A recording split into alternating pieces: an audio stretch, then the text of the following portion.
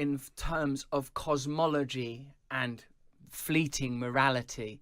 There is chaos, there is vastness, but there are also patterns. There are patterns that emerge, and whether you call that pattern male or love or beauty, there are various patterns, and I feel that there is something to get in alignment with. There is a tune, there is harmony, there is melody, there is grace.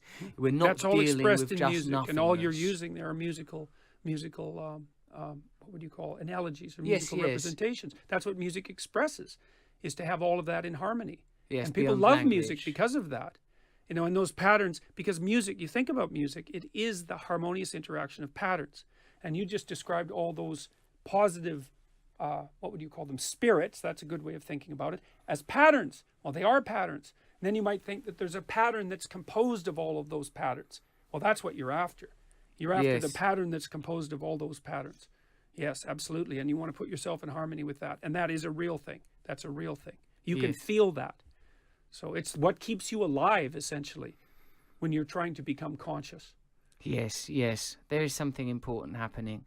I feel like what we were saying before about the acknowledgement of difference needn't infer inferiority. That is something that we must definitely invite. not. Well, we should be actually, well, and this is part of what the radical leftists keep saying is, well, we should celebrate diversity. It's like, yes, but what that means first is the admission that people actually differ. Otherwise, you don't have diversity. It's like, I'm glad there are conservatives. I'm glad there are leftists. The conservatives run things. The leftists invent them. It's like, good. And they're really different, those people. Like, you know, if you have a group that's all conservatives and they're going down the right path, they're going to go down that path really fast. But if they're going down the wrong path, they're not going to be able to think laterally and figure out how to get out of it. If you have a group of left-leaning creative types, it's like they're going to come up with 100 ideas. But the probability that they'll organize in a stable hierarchy and implement those effectively is zero. So they're going to have to call over the conservatives. It's like, look, guys, we finally got a good idea. You can have one idea because you're conservatives, run with it. And then they can all run with it.